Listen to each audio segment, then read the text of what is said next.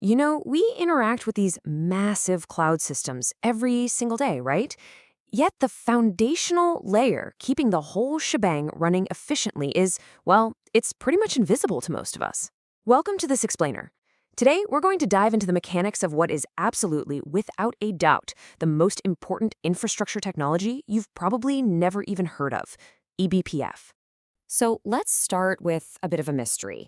What secretly powers everything from those massive Kubernetes clusters to cutting-edge AI ecosystems, and does it without making you rebuild your operating systems or suffer those awful performance bottlenecks?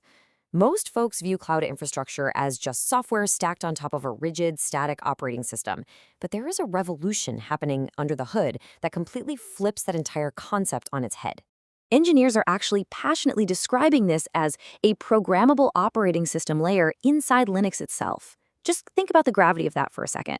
We aren't talking about tossing in a new application, a library, or running your typical Tuesday software update.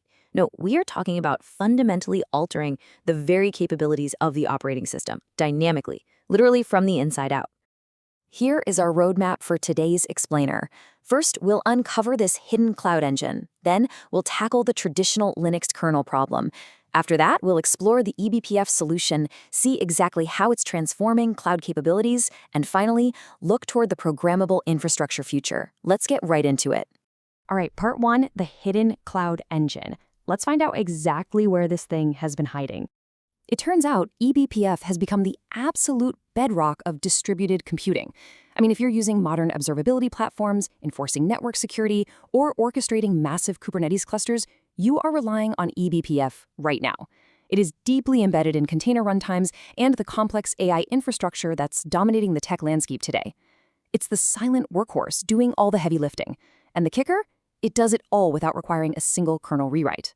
Which brings us to part two, the Linux kernel problem. Because to appreciate the fix, we really need to understand the headache. Look, modifying the Linux kernel the traditional way was honestly like trying to renovate a skyscraper's foundation while people are still inside working.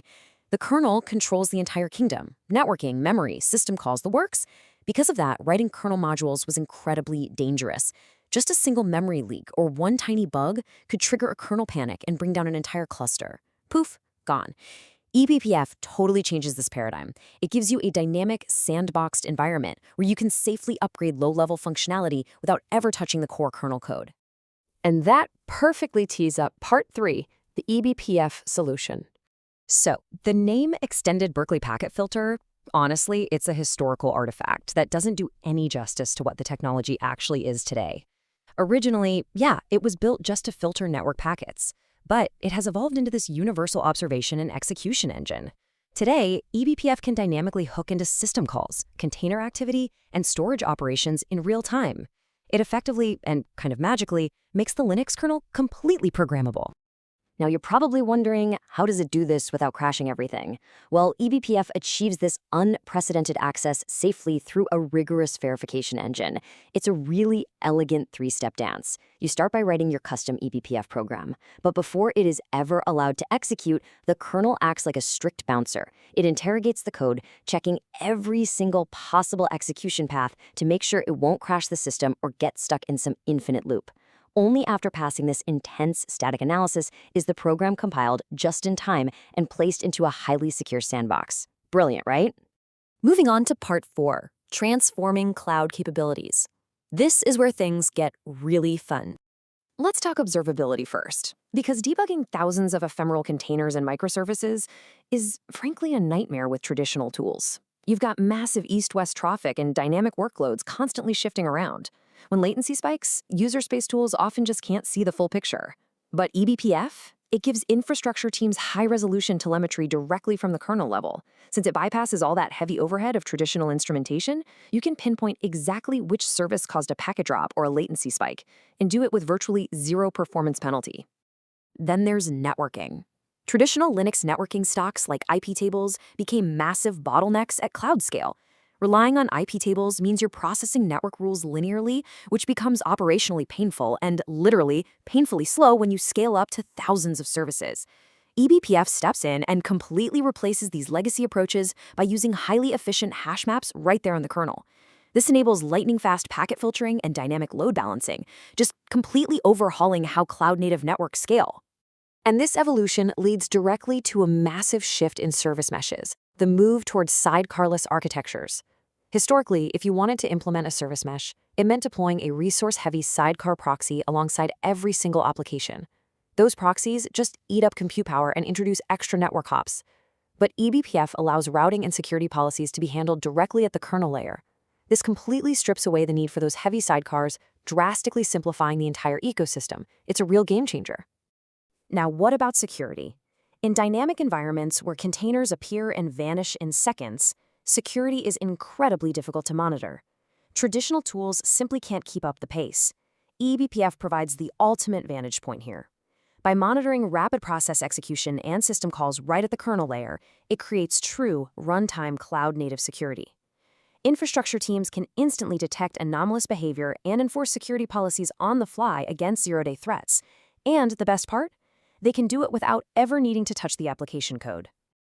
Let's bring it home with Part 5, the Programmable Infrastructure Future. As we move into this wild era of distributed AI inference, the demands on our infrastructure are becoming truly astronomical. We're talking enormous traffic across GPU clusters, complex memory systems, and massive vector retrieval architectures. You simply cannot afford the overhead of traditional monitoring in these setups. eBPF is perfectly positioned for this. Operating right at the kernel level, it provides the deep, extremely low-level visibility that these orchestration layers demand, but with a microscopic operational footprint. Zooming out historically, it really becomes clear that eBPF isn't just some niche Linux feature. It represents a monumental shift in computing history. Think about it. Early systems were entirely hardware-centric. Then, the virtualization and software abstraction era completely transformed how we build applications. Now, eBPF represents the next great leap. We are literally abstracting the operating system itself, turning what used to be a rigid, untouchable kernel into a dynamic, software-defined canvas. This hidden, programmable engine is quietly defining the future of distributed networks, observability, and security. So, knowing all this, we have to ask, is your infrastructure actually ready for the AI-native cloud era? Because the next time you deploy to a cloud-native platform or scale up a distributed system, I want you to remember the invisible layer making it all possible. The operating system is no longer just a static foundation, it's a programmable frontier. Thanks for joining me on this explainer, and I'll catch you next time.